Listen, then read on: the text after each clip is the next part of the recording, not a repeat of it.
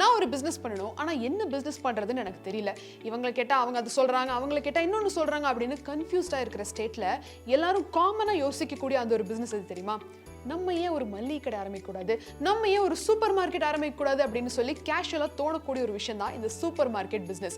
ஆனால் இதுதான் தெருவுக்கு நாள் இருக்கே, இப்போல்லாம் என்ன பண்ணுறது, அது போக 10 நிமிஷத்தில் வேறு வீட்டுக்கு வந்து கொடுக்குறானே, அப்போ நான் இதை ஸ்டார்ட் பண்ணால் சக்ஸஸ்ஃபுல்லாக இருக்க முடியுமா முடியாது அப்படிங்கிற கேள்வி நிறைய பேர்த்துக்குள்ளே இருக்குது. அந்த வகையில் நீங்கள் இந்த சூப்பர் மார்க்கெட் பிஸ்னஸ் ஸ்டார்ட் பண்ணோம் அப்படின்னு கேட்டிங்கன்னா தாராளமாக ஸ்டார்ட் பண்ணலாம். ஆனால் அதுக்கு தேவையான சில யூனிக்கான விஷயங்களில் நீங்கள் ஃபோக்கஸ் பண்ணினீங்கன்னா உங்களோட சூப்பர் மார்க்கெட்டை நீங்கள் ஓஹோன்னு கொண்டு போகலாம். ஸோ இன்றைக்கி நம்ம இந்த வீடியோவில் ஒரு சூப்பர் மார்க்கெட்டை சக்ஸஸ்ஃபுல்லாக ஸ்டார்ட் பண்ணுறது எப்படி, முக்கியமாக எவ்வளவு இன்வெஸ்ட்மெண்ட் தேவைப்படும், இதுக்கு எந்த மாதிரியான லொக்கேஷனில் நீங்கள் கரெக்டாக சூஸ் பண்ணி இதை வந்து செட் பண்ணால் சக்ஸஸ்ஃபுல்லாக இந்த சூப்பர் மார்க்கெட்டை நடத்திட்டு போக முடியும் அப்படிங்கிற எல்லா விவரத்தையும் இந்த வீடியோவில் நம்ம பார்த்து தெரிஞ்சுக்கலாம். Welcome to Paswala academy Tamil. நான் உங்கள் மேகலா கண்ணன்.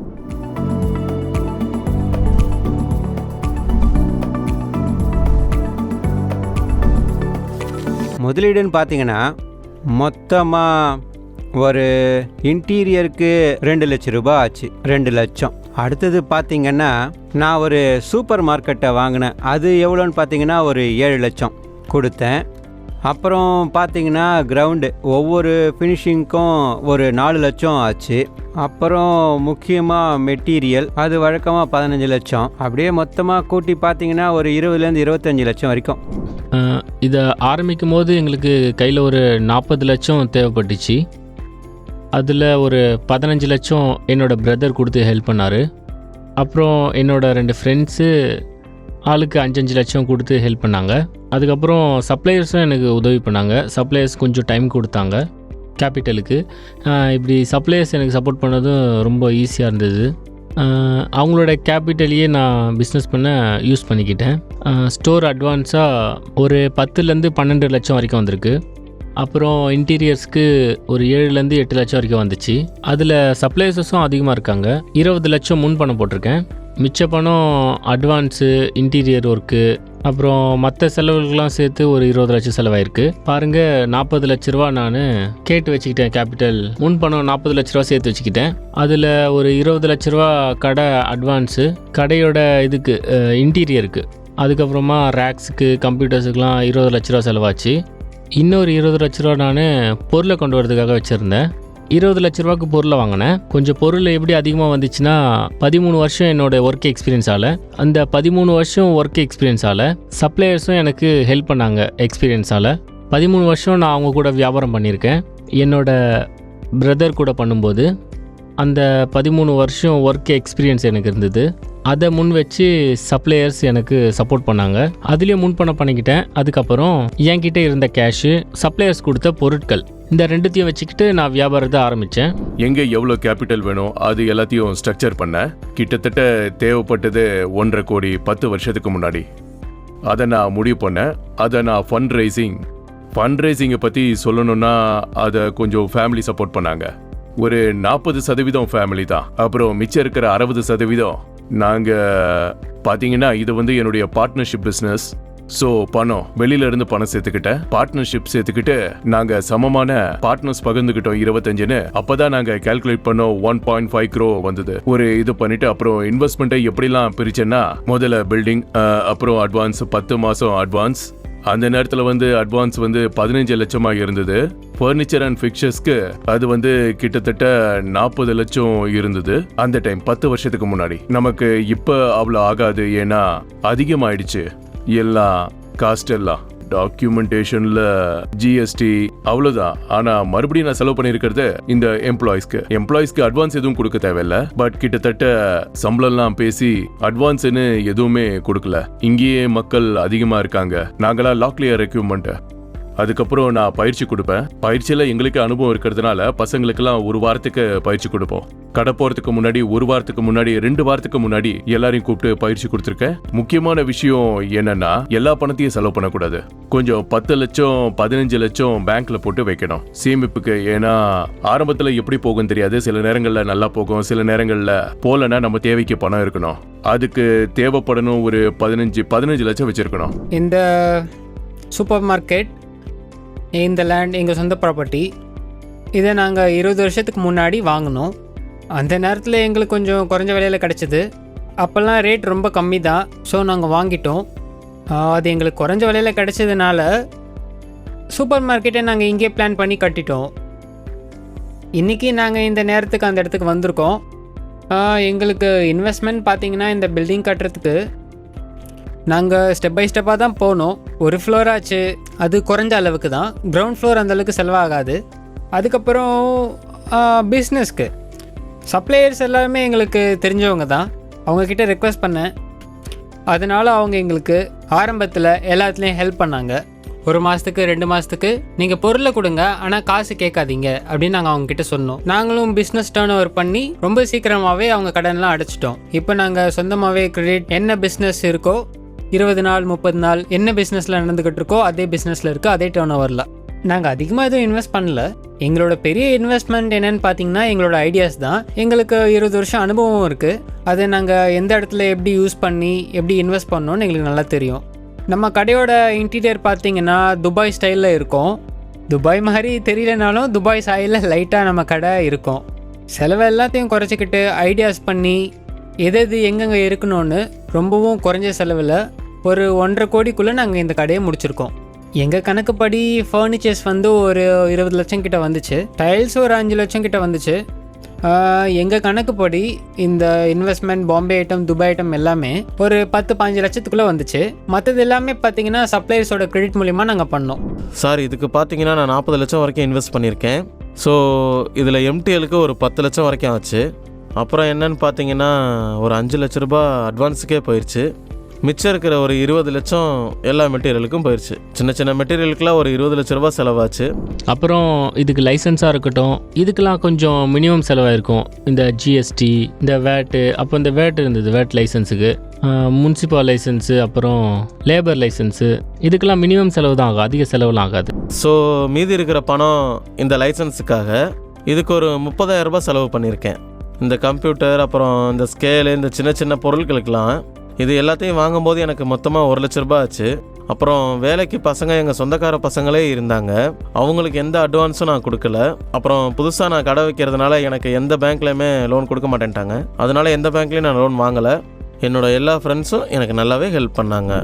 ஸோ தொடர்ந்து இந்த ஒரு சூப்பர் மார்க்கெட்டை ஸ்டார்ட் பண்ணோம் அப்படின்னா நம்ம எந்த மாதிரியான இன்வெஸ்ட்மெண்ட்டுக்கு ரெடியாக இருந்துக்கணும், ஃபைனான்ஷியலி எப்படி பிளான் பண்ணணும், எவ்வளவு தேவைப்படும் அப்படிங்கிற விதத்தை நம்ம பார்த்துட்டு வந்துட்டு இருக்கோம். இனி அடுத்ததாக இந்த ரைட் லொக்கேஷனை சூஸ் பண்ணி எந்த மாதிரி இடத்துல இந்த மாதிரி லொக்கேஷனில் இந்த கடையை அமைச்சுக்கிறது நல்லது அப்படிங்கிற விதத்தை நம்ம தொடர்ந்து பார்க்கலாம். அதுக்கு முன்னாடி இந்த சூப்பர் மார்க்கெட்டை நீங்கள் ஸ்டார்ட் பண்ணோம் அப்படிங்கிற ஒரு ஃபுல் ஃப்ளெட்ஜ் மைண்டில் இருந்தீங்க அப்படின்னா கண்டிப்பாக இந்த ஒரு வீடியோ பத்தாது. இதை விட அதிகமாக விவரமாக நீங்கள் தெரிஞ்சுக்கிறதுக்கு நம்ம வாசல் அப்ளிகேஷனில் இருக்கக்கூடிய இந்த சூப்பர் மார்க்கெட் வணிக கோர்ஸை கண்டிப்பாக செக் பண்ணி பாருங்க. இப்போ வாங்க ஃபுல் வீடியோ பார்த்துட்டு வந்துடலாம்.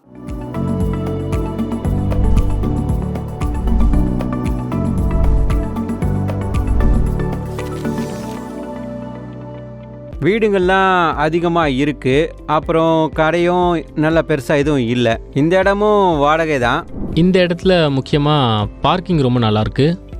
அப்புறம் இது ஒரு கார்ப்பரேஷன் பில்டிங். அப்புறம் எனக்கு 2 வீலர் 4 வீலர் பார்க்கிங்கில் எனக்கு பிரச்சனை இல்லை.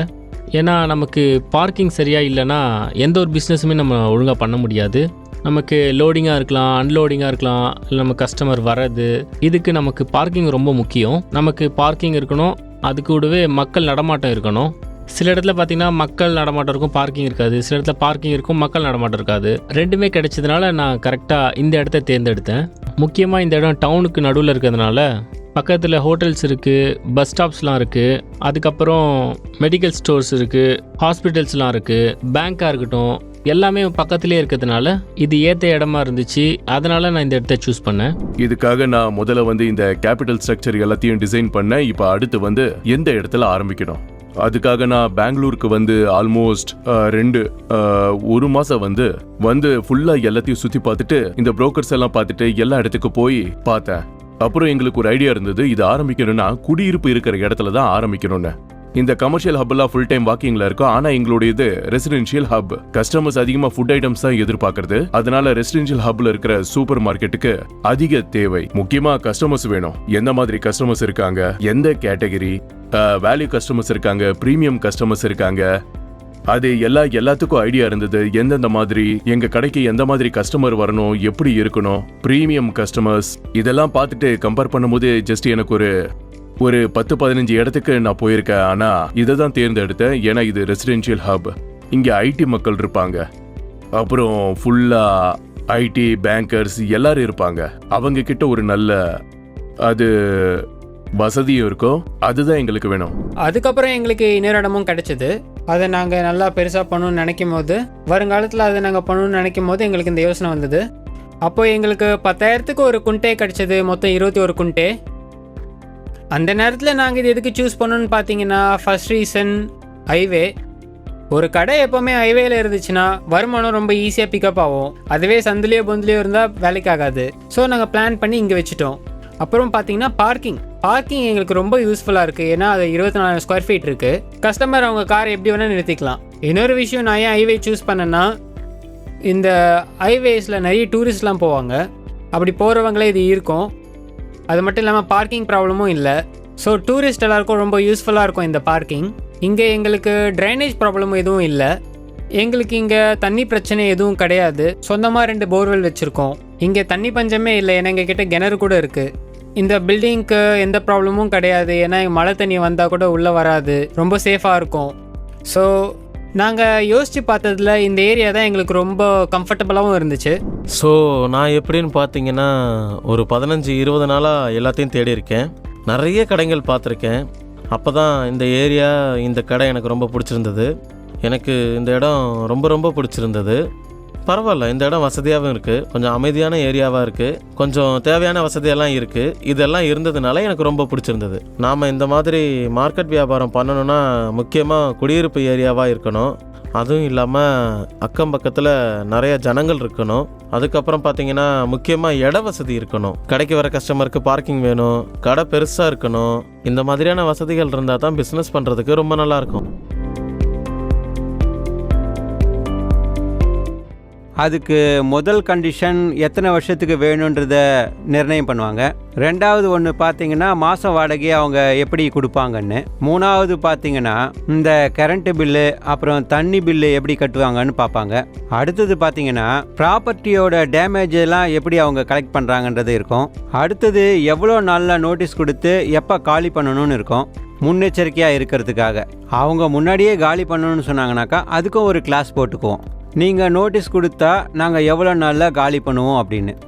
சப்போஸ் எங்களுக்கு அப்போ வியாபாரம் ஆகாது, அந்த மாதிரி சமயத்தில் நாங்களும் ஓனருக்கு சொல்லலாமா, சார் எங்களுக்கு வியாபாரம் ஆகலை, நாங்கள் அதனால் 2 மாதத்துக்கு முன்னாடியே கிளம்புறோம், எங்களோட இந்த கொடுத்த அட்வான்ஸை திரும்ப கொடுங்கன்னு கேட்குற ரைட்ஸும் இருக்குது. அப்புறம் அவங்களுக்கும் இதை அப்படியே ரினியூவல் பண்ணணும்னு இருந்தால் அவங்களும் அந்த மாதிரி நேரத்தில் 2 மாதத்துக்கு முன்னாடி நோட்டீஸ் கொடுத்து இந்த மாதிரி திரும்பவும் நான் உங்களுக்கே கொடுக்குறேன் அப்படின்னு சொல்லி அந்த விஷயத்தையும் அக்ரிமெண்ட்டில் மென்ஷன் பண்ணணும். பில்டிங் அக்ரிமெண்ட்டு போடுறீங்க அப்படின்னா எப்போவுமே ஒரு மினிமம் 5 வருஷம், 5 வருஷத்துக்கு கம்மியாக அக்ரிமெண்ட் போடாதீங்க.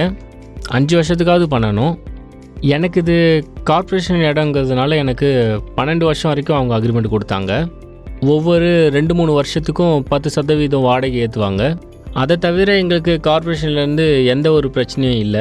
ஒருவேளை இப்போது ஒரு ரோடு வருது, இல்லை அந்த பில்டிங்கை ரீகன்ஸ்ட்ரக்ஷன் பண்ணுறாங்க அப்படின்னா நாம் சொந்த செலவுலேயே இன்னொரு இடம் மாறுற மாதிரி இருக்குமே தவிர, இதிலேருந்து இல்லை நமக்கு கவர்மெண்ட்டு ஏதோ சப்போர்ட்டோ நஷ்டேட் ஆகட்டும், இல்லைன்னா ஒரு மற்ற இடத்துக்கு மாறுறது, அதெல்லாம் நம்ம அவங்கள எதிர்பார்க்க முடியாது. நம்ம சொந்தமாக பண்ண வேண்டியது இருக்கும். நம்ம முயற்சியில் நம்ம பண்ணணும். சர்க்குலர் வந்துடும். இது நமக்கு கார்ப்பரேஷன்லேருந்து நமக்கு சர்க்குலர் வந்துடும். முதல்ல அவங்க குடியிருக்கிறவங்கள கேட்பாங்க. 12 வருஷம் முடியுது அப்படின்னா நம்மகிட்ட வந்து கேட்பாங்க. நம்ம வேண்டான்னு சொன்னோன்னா அவங்க அடுத்த ஆளுக்கு கொடுக்க முயற்சி பண்ணுவாங்க. அப்படி இல்லைன்னா அது வரைக்கும் நம்மளே இருக்க சொல்லுவாங்க. ஸோ இன்னைக்கு இந்த வீடியோவில் ஒரு சூப்பர் மார்க்கெட்டை சக்ஸஸ்ஃபுல்லாக நடத்திட்டு போகிறதுக்கு 2 முக்கியமான விஷயங்களான இன்வெஸ்ட்மெண்ட், எவ்வளவுக்கு எவ்வளோ நம்ம வந்து பணத்தை தயாராக வச்சுக்கணும், எந்த மாதிரி லொக்கேஷனில் வந்து இந்த சூப்பர் மார்க்கெட்டை நம்ம ஃபிக்ஸ் பண்ணணும், சூஸ் பண்ணணும் அப்படிங்கிறது எல்லாத்தையுமே நீங்கள் பார்த்தீங்க. இன்னும் அதிகமான டீட்டெயில்ஸை நீங்கள் தெரிஞ்சுக்கணும் அப்படின்னு விருப்பப்பட்டீங்கன்னா நான் முதலே சொன்ன மாதிரி அந்த ஒரு கோர்ஸை கண்டிப்பாக செக் பண்ணி பாருங்க. டிஸ்கிரிப்ஷனில் லிங்க் இருக்கு. மீண்டும் ஒரு சுவாரஸ்யமான பகுதியில் நான் உங்களை வந்து சந்திக்கிறேன். Until then, it's Meghala Kannan signing off. நன்றி, வணக்கம். Boss Wala. Be the boss.